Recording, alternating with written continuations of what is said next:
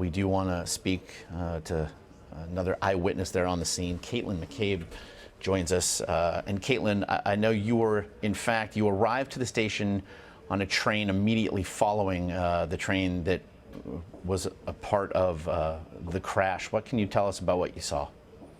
Hi, yes. So I arrived just minutes after the train crash would have occurred, and nothing seemed to be odd as soon as I stepped off the tracks.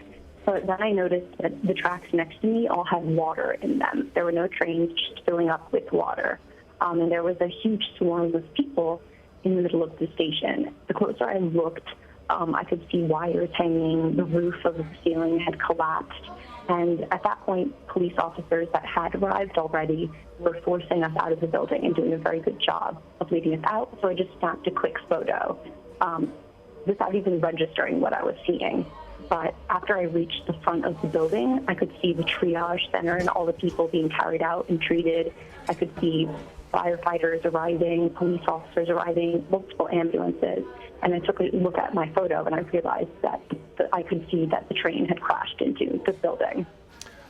What was, to the best of your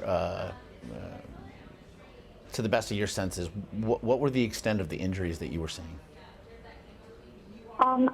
At that point, I could only make out a few dozen people sitting outside injured. But when I go to the train station every single day, so I know that commuter train would have been packed, and I know that the station itself would have been packed with people entering and leaving. So I can only imagine that since the train actually crashed into the station, that dozens of people would have been affected alone just by that impact.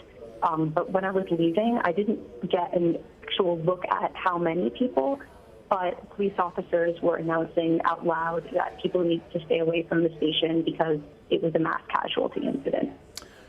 What was, again, as you mentioned, that initially upon disembarking your train, you didn't actually have a sense of perhaps what had just happened in the station. What was your sense then of the evacuation process, and what did it sound like?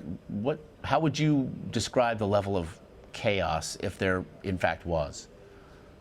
You know, so I think that I was in a swarm of people that also didn't really realize what was going on. I think that we didn't realize how serious the crash actually was until actually making it outside. The police officers and everyone inside leading people out, you know, they sounded very urgent, that we definitely needed to get out immediately, but they were remaining calm, and I would say everyone exiting was remaining calm, just trying to think about where they needed to go and where they needed to get to next.